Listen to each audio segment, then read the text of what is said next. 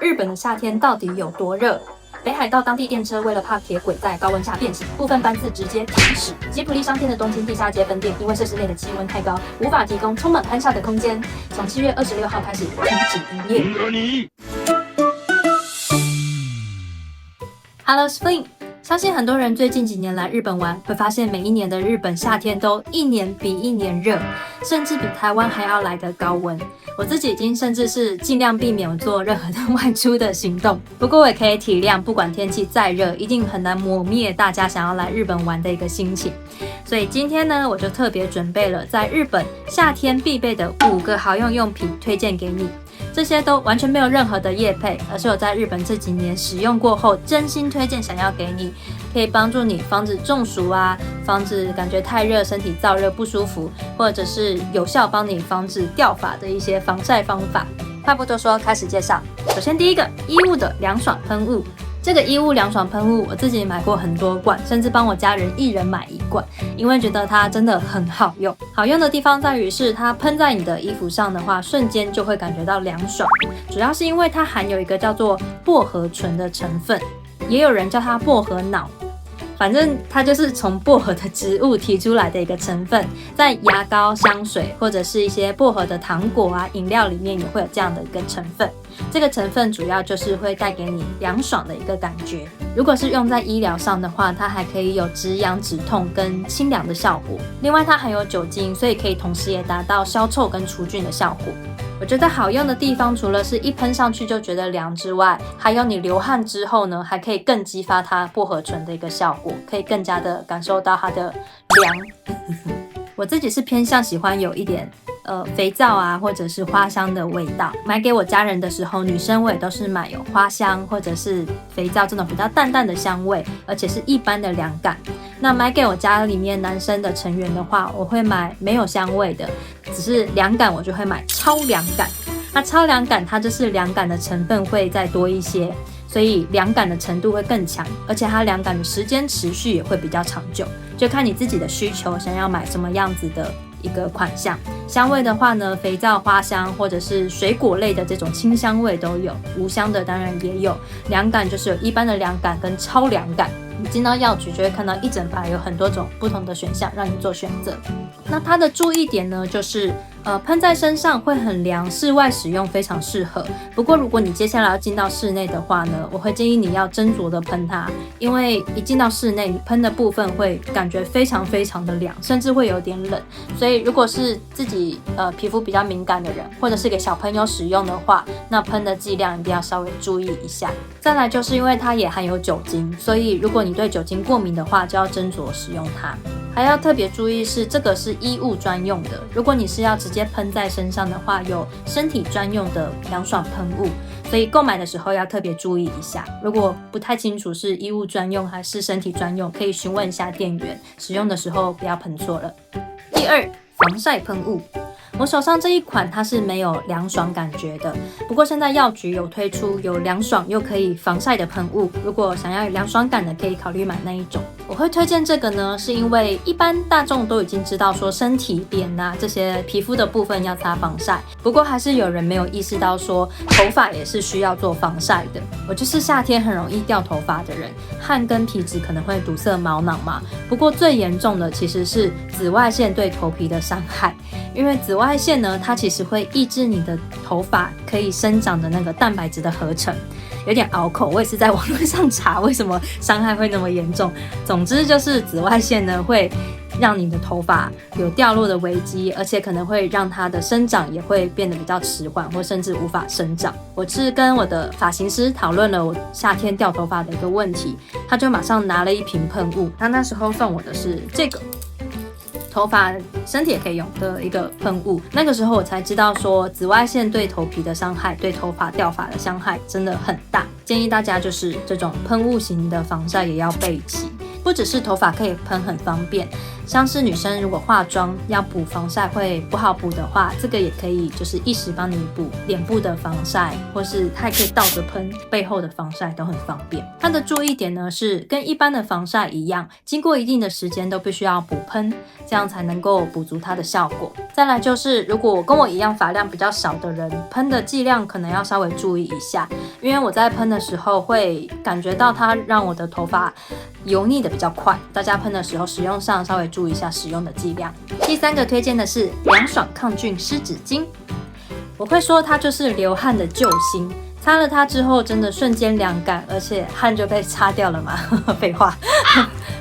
我第一次使用的时候呢，有一点被吓到，因为它真的很凉，而且擦完之后身体还会留下那个有点哔哩哔哩好像电流通过的那种感觉，真的是蛮凉爽的。这个跟刚刚介绍的凉爽喷雾一样，主要的成分就是薄荷醇，所以会带给你凉爽的效果，也是可以选择想要香味或是无香的款项。最近网络上会看到很多韩国女星被接机的时候，因为身边有一些人的体臭，让他们臭到失去表情管理。想要跟大家分享一下，日本的节目前几天才做过一个分析，这种夏天专有的体臭是不分男女老少，不分任何体型的。日本对于这种夏天专有的体臭有一个专有名词，叫做 bateshu， 也就是疲劳臭。这种夏天的疲劳臭，主要是因为夏天带给你的这个疲劳感，它会影响到你的肝脏。以下有点专业，我也是网络上面查的。那这个你的肝脏疲劳的话呢，它可能就会没有办法有效的去分解一个物质，叫做氨。那这个氨呢，它就会透过你的血液来释放它的一个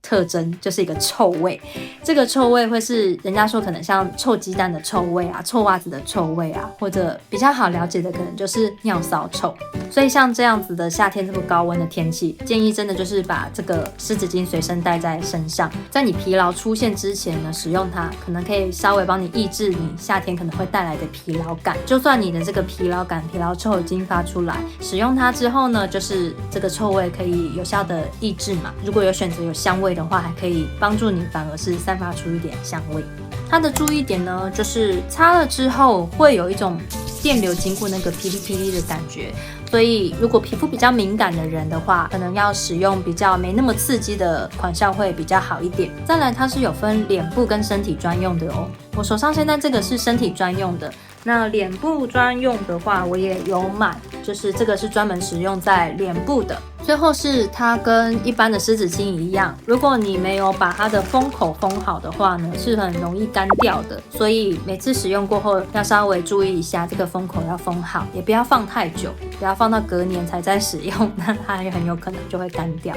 第四个要推荐的是抛弃式的凉感围巾。像是棒球赛或者是演唱会，应该有很多人都会使用这个。我自己使用觉得很方便的是，它的体积很小，所以携带起来很方便，而且使用过后就是丢掉，不会占空间。这边写的-3度是说围在脖子上之后，可以瞬间帮你感觉降温3度，而不是说让你瞬间感觉-3度。No, no, no. 另外就是这个长度也是可以做选择的，像我选择的这个长度就是适合女生可能脖子比较细，或者是小朋友可以使用这样的长度，就可以完整的围在你的脖子上。如果是男生脖子比较粗一点的话，还有比较长一点的长度可以做选择。它的注意点呢是它只能维持1个小时左右，如果你是要长时间待在户外的话，可能就要多备几条在身上。另外就是刚刚提到的长度，如果今天是比较想要整个够长可以围在脖子上的话，可能就要购买长度比较长一点的。我自己还有使用另外一种是可以重复使用的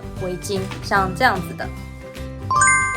它是沾了水之后呢，就可以感觉到凉爽。我2年前去大阪使用过后，我会觉得不是很推荐在室外使用，主要的原因是因为它需要沾水，所以你要随时去补充水，让它变凉。那在室外不一定可以常常碰到水嘛，而且在很热很热的环境下的话，能够持续的时间并不是很长，所以我比较推荐在室内使用。像我在上班的时候，我通常都是在家上班，不想要一直开冷气的话，我就会使用它，所以我就会把它围在我的脖子上，或者是甚至就是围在我的头上啊、手上啊这些地方，可以瞬间的帮我降温，而且它可以多次使用。在室内的话，我觉得就是很环保、很方便。第5个最后一个推荐是盐锭。我男朋友在机场做消防的工作，他们在做训练的时候一定会配有这个盐锭，在训练的时候也都会随时的去补充。主要要补充盐锭是因为大家在流汗的时候，流失的不只是水分，还有电解质跟钠。你有没有感受过中暑之前或是中暑的时候，身体会痉挛或者是头痛啊、想吐？那都是因为你的钠已经不足了。吃盐锭的话呢，它就是可以有效的帮你达到电解质的平衡以及钠的吸收，就可以帮你减少脱水的风险，也就是可以帮你尽量减少中暑的一个风险。那我买的这一款呢，它除了我刚刚讲到的电解质啊，还有钠的补充，它还包括了有维他命 C、B 群、葡萄糖跟叶酸这种很多的营养素都可以同时的吸收。这一款的味道吃起来也甜甜的，所以应该大人小孩都会喜欢。夏天你进到日本的药局啊、便利商店，通常这些都一定是放在最明显的位置，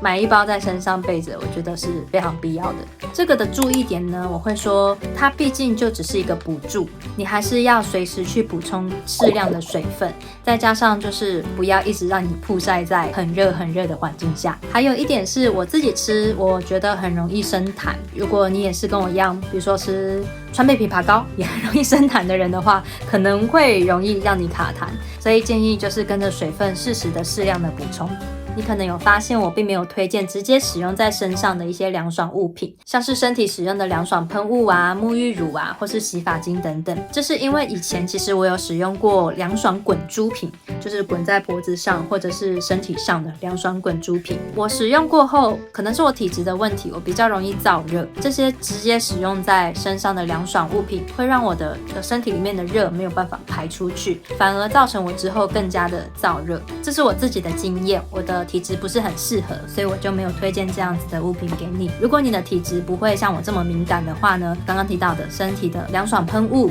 沐浴乳、洗发精，甚至还会推出一些洗过澡之后使用的一种类似沐浴乳的东西，洗完之后可以让你防止出汗。这些都是一些日本还蛮厉害的夏季的身体使用的凉爽物品，你也可以试试看。以上这边就是我今天推荐的夏天必备5个用品。很多的商品呢，我发现在台湾已经都有在做贩卖，不过确实是在日本的价格会比较便宜一些。如果你今天就是已经规划好夏天来日本玩的话呢，建议你可以直接下飞机之后到药局里面购买，这边的商品都是一家药局就可以全部都找得到的，所以你可以直接购买之后就接下来几天使用。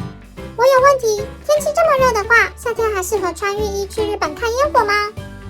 我会说，如果你跟我一样是比较容易感到燥热的体质，会跟你说不适合。以下几点原因解释给你听，像是夏天看烟火这样子这么大型的活动，人一定非常多，尤其新冠肺炎过后这几年观光客回流，这几年的看烟火啊这些大型活动的人真的是比往年多很多。这么多人的一个环境下呢，空气就是比较不流通，人那么多，大家的体温就是传来传去，你可能会更加的炎热。再加上说这么多人的大型活动，附近的店家像是便利商店或者是餐厅是不会开放厕所给参加者使用的，也就是说你必须要去找流动式的厕所，流动式的厕所一定会排很多人，而且穿浴衣使用厕所真的蛮不方便的，所以你可能会下意识的去减少水分的一个补充，这就会提高你中暑的一个几率。最后是，如果你的身形比较纤细的话，穿浴衣的店家可能会在你的腰部帮你围上毛巾，这是因为必须要撑起那个浴衣的视觉感，它的体型的一个视觉感。所以在这么热的天气里面，比起我们这个夏天的这种甚至凉感的衣服，你穿的浴衣里面可能还包着毛巾，在这么多人的地方还不能好好上厕所，这样的一个体验，我相信心理上一定是会有一些压力的。我当然也理解大家会夏天想要来日本去体验穿着浴衣看烟火、参加祭典的这样的一个经验。2年前我也是拉着我男友陪我去穿浴衣看烟火，好不容易交到日本男朋友，当然要体验一下。但是我自身的经验我就是分享给你，我只有当天看烟火的那几分钟觉得哇好漂亮，很感动，但是其他剩余的大部分时间我都是感觉到非常的燥热，非常的不舒服。我们甚至就是有提前离场，赶快去把浴衣给换下来，因为真的觉得蛮不舒服的。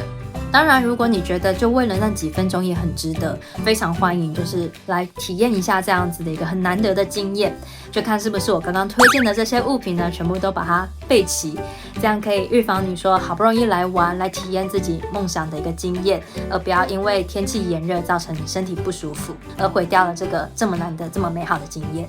谢谢你收看今天的影片，如果你喜欢今天的内容，请帮我点个赞，也欢迎在下方留言跟我分享你还有没有什么推荐的夏日好用凉爽小物，也欢迎追踪我的频道，我会做出更多日本的在地资讯。我是在日本住了7年的 Flynn， 我们下次的影片再见啦。ありがとう。